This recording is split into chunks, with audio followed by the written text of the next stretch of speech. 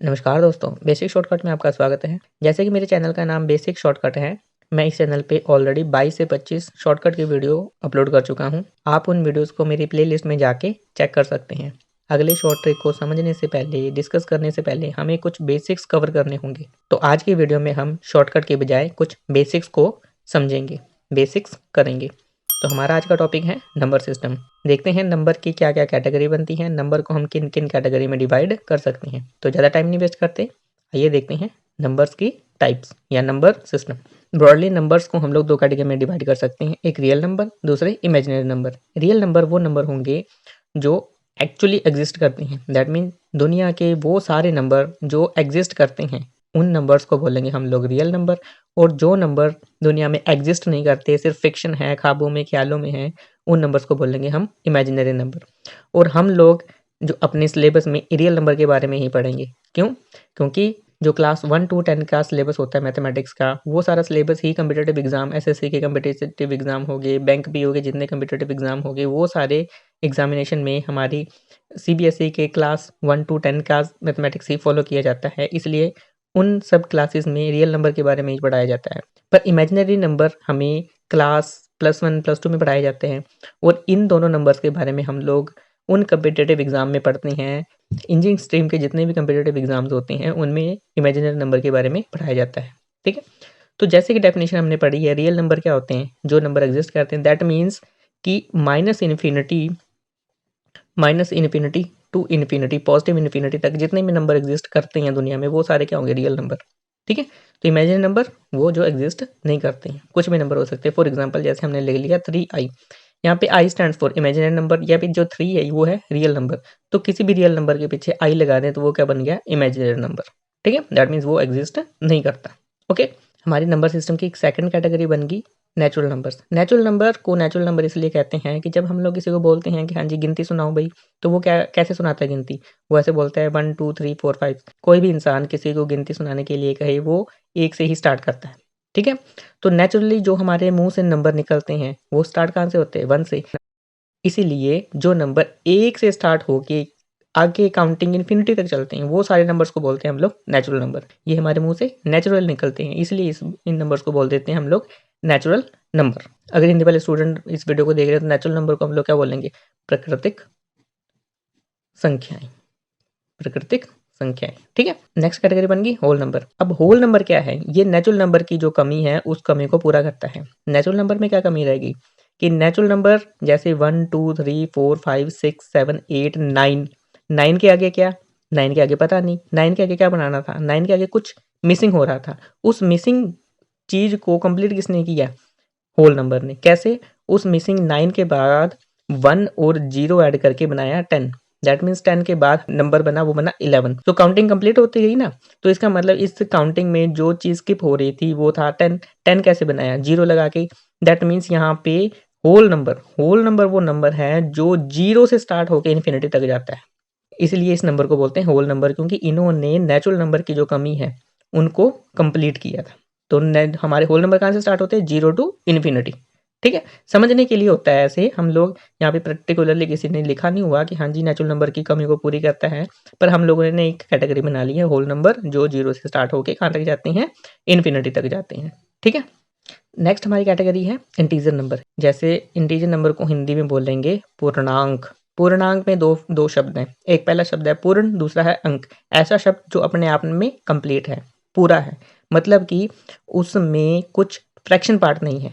जो नंबर पॉइंटों वाले नहीं हैं, जिनमें पॉइंट वाला पार्ट या फ्रैक्शनल पार्ट नहीं है, उन नंबर्स को बोलेंगे हम लोग इंटीजर नंबर। ठीक है, फॉर एग्जांपल जैसे 1 हो गया, 2 हो गया, 3 हो गया, ये होंगे सारे इंटीजर नंबर। -1 हो गया, -5 हो गया, ये सारे हमारे नंबर हैं इंटीजर नंबर। ठीक है, तो इंटीजर नंबर को हम लोग दो कैटेगरी में डिवाइड कर लेंगे। कौन कौन से? एक हो गए पॉजिटिव इंटीजर, ठीक है, दूसरा हो गया हमारा नेगेटिव इंटीजर। पॉजिटिव इंटीजर और नेगेटिव इंटीजर। पॉजिटिव इंटीजर क्या होंगे हमारे? वो 1 से स्टार्ट होके इन्फिनिटी तक जाएंगे। और नेगेटिव इंटीजर क्या होंगे? -इन्फिनिटी से स्टार्ट होके वो -1 तक जाएंगे। क्लियर? मतलब इसका ये हुआ कि -इन्फिनिटी टू 0 और 0 टू इन्फिनिटी तक, ये दो हमारी कैटेगरी बनेगी। ये जो हमारी नेगेटिव इंटीजर है वो सारे इस साइड लाई करेंगे, और ये हमारे जो पॉजिटिव इंटीजर है वो सारे लाई करेंगे इस साइड। तो ये जो जीरो बचा है ये क्या करता है, ये इन दोनों नंबरों को डिवाइड करता है। इसका मतलब अब जीरो क्या होगा हमारा, पॉजिटिव इंटीजर है कि नेगेटिव इंटीजर है, तो ये नीदर पॉजिटिव और नॉर नेगेटिव। क्लियर, जीरो ना हमारा पॉजिटिव है ना नेगेटिव है। नेक्स्ट हमारी कैटेगरी बन गई रैशनल नंबर्स, ऐसे नंबर जिनको हम p और q की फॉर्म में रिप्रेजेंट कर सकते हैं, ऐसे नंबर जिनको हम फ्रैक्शन फॉर्म में लिख सकते हैं, उन सारे नंबर को बोलेंगे हम रैशनल नंबर। और इसी का ऑपोजिट एक आ जाता है जिनको हम p और q की फॉर्म में नहीं लिख सकते। ठीक है, जिनको हम लोग p और q की फॉर्म में नहीं लिख सकते उन नंबरों को बोलेंगे हम लोग इरेशनल नंबर, और जिनको हम p और q की फॉर्म में लिख सकते हैं उनको बोलेंगे हम लोग रैशनल नंबर। और यहाँ पे जो p है ये क्या होगा हमारा, इंटीजर होगा, कोई भी इंटीजर हो सकता है। वो जो q है वो नॉट इक्वल टू जीरो होगा, मतलब q की वैल्यू जीरो नहीं हो सकती, पर q की वैल्यू जीरो के अलावा कुछ भी और हो सकती है।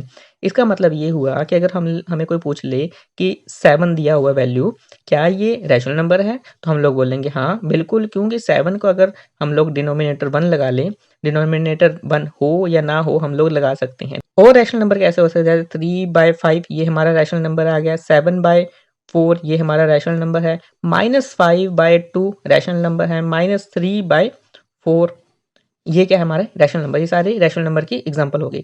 जो रैशनल नंबर है वो दो मेन प्रॉपर्टीज को सेटिस्फाई करता है, टर्मिनेटिंग और रिपीटिंग। फॉर एग्जांपल अगर कोई पूछ ले हमें कि 0.3333 क्या ये रैशनल नंबर है, तो हम लोग बोलेंगे हाँ रैशनल नंबर है। क्यों रैशनल नंबर है, क्योंकि इसको हम 1/3 की फॉर्म में लिख सकते हैं, इसको हम लोग 1/3 की फॉर्म में लिख सकते हैं। अगर कोई जैसे पूछ ले कि 9.5 क्या रैशनल नंबर है, हाँ जी बिल्कुल रैशनल नंबर है, क्योंकि हम लोग इसको 19/2 की फॉर्म में लिख सकते हैं। अगर रिपीट हो रहा है और टर्मिनेट हो जाता है तो वो रैशनल नंबर होंगे। पर अगर कोई नंबर है जो रिपीट हो रहा है पर टर्मिनेट नहीं कर रहा है तो रैशनल नंबर नहीं होंगे। ये दोनों प्रॉपर्टी सेटिस्फाई करनी होगी किसी नंबर को रैशनल नंबर होने के लिए। ठीक है, अब इस साइड आ जाते हैं इरेशनल नंबर। इरेशनल नंबर क्या आते हैं, हमने जैसे पहले बताया आपको कि p/q की फॉर्म में जो नंबर नहीं लिखे जा सकते उस नंबर को बोलेंगे हम लोग इरेशनल नंबर। ठीक है, फॉर एग्जाम्पल तो यहाँ पे भी दो प्रॉपर्टी सेटिस्फाई करनी होंगी, ये होंगी नॉन टर्मिनेटिंग, ठीक है, दूसरी नॉन रिपीटिंग। अगर ये दोनों प्रॉपर्टी सेटिस्फाई हो जाती हैं तो यहाँ से थर्ड एक प्रॉपर्टी निकल आती है, number whose exact value can't be determined. ऐसे नंबर जिनकी एग्जैक्ट वैल्यू नहीं निकाली जा सकती उन नंबर्स को बोलेंगे हम लोग irrational number. Clear, for example हम लोग लिख लेते हैं नंबर 2, जैसे हम लोगों ने लिख लिया √2। जनरली √2 की वैल्यू को डिफाइन कर लेते हैं 1.414, पर ये इसकी एग्जैक्ट वैल्यू नहीं है। ये क्या होगी कि ये इससे अभी आगे मूव करती है ये वाली, ठीक है, ये इससे भी आगे मूव करती है, ये यहाँ पे टर्मिनेट नहीं की, ये आगे चलती रहती है। दैट मीन्स ये क्या हो गया, नॉन टर्मिनेटिंग है। नॉन टर्मिनेटिंग दैट मीन्स कि इसको इसीलिए बोल देंगे इरेशनल नंबर। √3 है ये भी कि क्या है हमारा नॉन टर्मिनेटिंग है, क्योंकि इसकी एग्जैक्ट वैल्यू हमें पता नहीं है, पर हम लोग इसकी वैल्यू क्या ले लेते हैं 1.618। यहाँ तक तो मुझे याद है, उसके आगे और लंबी सारी वैल्यूज हैं इसकी। ठीक है, क्योंकि इसकी एग्जैक्ट वैल्यू नहीं है इसीलिए इसको बोलेंगे हम लोग इरेशनल नंबर। ठीक है, तो इसके अलावा हमारे पास जो फेमस इरेशनल नंबर्स हैं वो कौन कौन से हैं, एक तो आ गया पाई, एक आ गया हमारे पास एक्सपोनेंशियल, एक आ गया हमारे पास जैसे ये बोलते हैं इसको गोल्डन रूल बोलते हैं। ठीक है, एक आ गया √। तो ये सारी वैल्यूज जो हमारी फेमस इरेशनल नंबर्स हैं हमारे, ठीक है, क्योंकि इनकी प्रॉपर एग्जैक्ट वैल्यू को अभी तक डिफाइन नहीं किया गया। और पाई पे तो बहुत सारे एक्सपेरिमेंट होते रहे हैं, पाई की वैल्यू अलग अलग रिसर्च फील्ड में अलग अलग लेके उनकी वैल्यू पे कैलकुलेशन परफॉर्म की गई है, पर पाई की एग्जैक्ट वैल्यू अभी तक पता नहीं है। अब हमें कुछ चीज़ें ध्यान में रखनी है। मान लीजिए इरेशनल नंबर ये दे दिया 2 और एक और इरेशनल नंबर दे दिया 2, अगर इन दोनों का प्रोडक्ट करने के लिए कहा गया हो तो ये क्या बन गया, इसका निकालेंगे तो ये निकल के आएगा 2। दैट मीन्स ये दोनों जो इरेशनल नंबर थे ये क्या बन गए, अब रैशनल नंबर बन गए। ठीक है, तो रैशनल नंबर इरेशनल नंबर में कन्वर्ट हो सकते हैं, रैशनल नंबर भी इरेशनल नंबर में कन्वर्ट हो सकते हैं। ठीक है, तो फिलहाल इरेशनल नंबर में इतना ही पढ़ेंगे, आगे देखते हैं हम लोग। हमारी अगली कैटेगरी बन गई इवन नंबर। ऐसे नंबर जो कि टर्मिनेट होते हैं, जिनका लास्ट जो डिजिट होता है वो होता है 0, 2, 4, 6, 8, वो सारे नंबर्स को बोलेंगे हम लोग इवन नंबर, ठीक है। और odd number, odd number, odd number वो जो टर्मिनेट करते हैं, जिनका लास्ट डिजिट होता है 1, 3, 5, 7 और 9। क्लियर। हम लोग दूसरे शब्दों में कह सकते हैं कि ऐसे नंबर जो 2 से कम्प्लीटली डिवाइड हो जाते हैं वो बोलेंगे इवन नंबर, जो 2 से कम्प्लीटली डिवाइड नहीं होते उनको बोलेंगे ऑड नंबर, ठीक है। अब यहाँ पे कुछ पॉइंट्स नोट करने हैं जिनको मैं टिप्स कह सकता हूँ। अब टिप्स ये यहाँ पे ये है कि अगर हम लोग दो इवन नंबर को सम करें तो हमारा सम क्या आएगा, हमेशा इवन आएगा। फॉर एग्जाम्पल 4 + 6 क्या आएगा, हमेशा 10 आएगा। 10 क्या है, हमारा इवन नंबर। क्लियर। दूसरी टिप कि अगर हम लोग दो ओड नंबर को ऐड करें तो उनका रिजल्ट भी क्या आएगा, इवन ही आएगा। फॉर एग्जाम्पल एक ले लिया 3, एक ले लिया 5, इन दोनों को ऐड करेंगे तो क्या आया 8। 8 क्या है, इवन। यहाँ पे नंबर क्या थे, ऑड। तो दो ऑड नंबर को जब ऐड करेंगे तो रिजल्ट क्या आएगा, हमेशा इवन ही आएगा। थर्ड कि अगर हम लोग एक इवन नंबर और एक ऑड नंबर को ऐड करेंगे हमेशा रिजल्ट आएगा ऑड नंबर। फॉर एग्जाम्पल 3 + 6, तो इसको ऐड करेंगे तो क्या आया 9। यहाँ पे 3 ऑड नंबर था, 6 इवन नंबर था। ऑड और इवन को ऐड करते हैं तो रिजल्ट क्या आता है, हमेशा ऑड नंबर। क्लियर। अगली प्रॉपर्टी हमें यह याद रखनी है कि अगर हमें कोई कहे कि sum of odd number of odd numbers, तो उसका रिजल्ट क्या आएगा, हमेशा ऑड नंबर ही आएगा। फॉर एग्जाम्पल क्या बोला मैंने, sum of odd number, odd number of odds, ठीक है।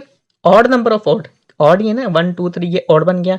सारे नंबर क्या है, ऑड ही है। तो odd number of odds is equal to हमेशा क्या रिजल्ट आएगा, ये 13 आ गया, क्या है ऑड। तो मतलब sum of odd number of odds is equal to odds, ठीक है।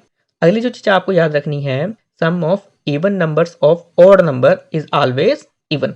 जैसे एग्जांपल लेते हैं 3 + 3 + 3 + 3 = 12। यहाँ पे 4 बार 3 लिखा हो ना, 4 क्या है इवन, 3 क्या है ऑड। तो even numbers of odd is equal to even, ठीक है। बहुत सारे ऑड नंबर की मल्टीप्लिकेशन करने के लिए कहा गया हो और उनमें से केवल एक अगर सिंगल इवन नंबर है तो पूरे प्रोडक्ट का रिजल्ट भी क्या आएगा, इवन नंबर ही आएगा। फॉर एग्जाम्पल मान लीजिए हमें कहा गया हो 3 × 3 × 3 × 3 × 2, ठीक है। एक हमारे पास क्या आ गया, इवन नंबर आ गया, बाकी सारे नंबर क्या है ओड। जब हम इनका मल्टीप्लिकेशन करेंगे 81 × 2, 216, ये आ गया हमारे पास इवन, ठीक है। नेक्स्ट कैटेगरी है हमारी प्राइम नंबर। प्राइम नंबर मतलब हिंदी वाले इसको क्या पढ़ेंगे, अभाज्य नंबर। जो नंबर किसी के साथ भी भाग ना हो उन नंबरों को बोलेंगे अभाज्य।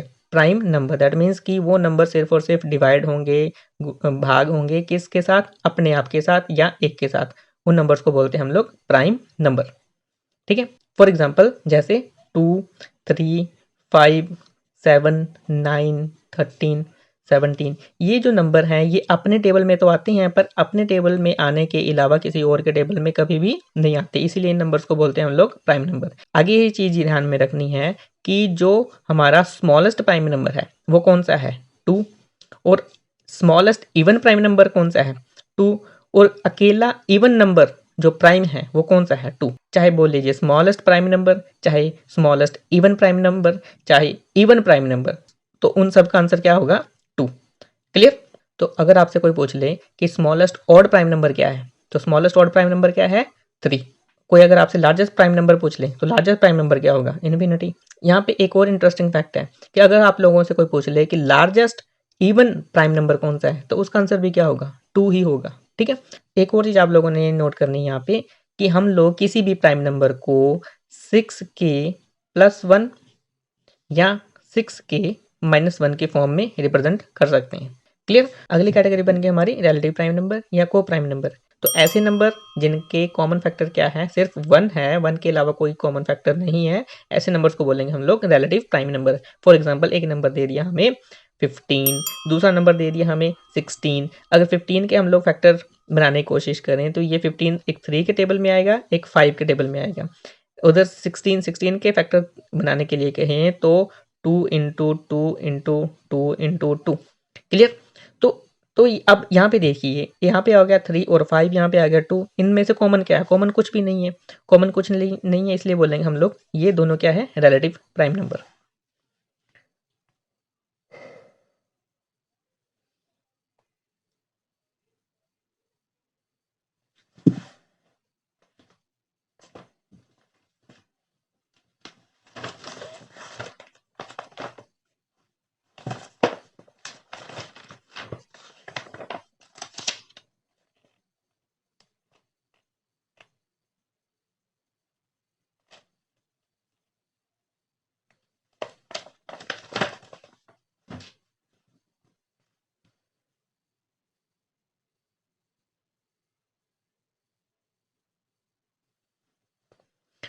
अब ये दोनों नंबर क्या हो गए? Relative prime number. एक और एग्जांपल लेते हैं। एग्जांपल ये 1 होगी। एग्जांपल 2 की बात करते हैं। मान लीजिए नंबर दे दिया एक हमें 12 और दूसरा दे दिया 14। अब 12 के फैक्टर क्या होंगे? 2 इंटू 2 इंटू 3। अब 14 के फैक्टर क्या होंगे? 2 इंटू 7। अब यहाँ पे कॉमन क्या निकल के आ गया? 2 कॉमन निकल के आ गया। 2 कॉमन है, पर डेफिनेशन के हिसाब से क्या होना चाहिए था कि कोई भी कॉमन फैक्टर नहीं होना चाहिए था, तो यहाँ पे कॉमन निकल आया। इसका मतलब है ये जो दोनों नंबर हैं ये रिलेटिव प्राइम नंबर नहीं है। क्लियर? आई होप आपको समझ में आ गया होगा। अगली कैटेगरी बन गई हमारी composite number. Composite number Hindi में इनको बोल सकते हैं यौगिक संख्याएं। अब इन नंबर को बोल सकते हैं ये कि प्राइम नंबर से उल्टे हैं। ये प्राइम नंबर में क्या था कि उनके फैक्टर क्या होना चाहिए? सिर्फ 1 और वो नंबर खुद ही होना चाहिए फैक्टर। कंपोजिट नंबर वो नंबर होंगे जिनमें एक और खुद के अलावा उसके और भी फैक्टर बनते हों, उन नंबर्स को बोलेंगे हम लोग कंपोजिट नंबर। फॉर एग्जाम्पल 8 जैसे ले लिया हमने। ओके, अब 8 का क्या है कि 8 किस किस के टेबल में आएगा? ये 1 के टेबल में आएगा, 2 के टेबल में आएगा, 4 के टेबल में आएगा और 8 अपने खुद के टेबल में आएगा। इसका मतलब ये हुआ कि ये 1 और खुद के टेबल के अलावा 2 टेबल किसी और के टेबल में भी आ रहा है, इसलिए ये 8 क्या है? कंपोजिट नंबर है। ओके, अब आपको कुछ चीजें ध्यान में रखनी है। नंबर 1 की जो 1 है, 1 is neither prime nor composite.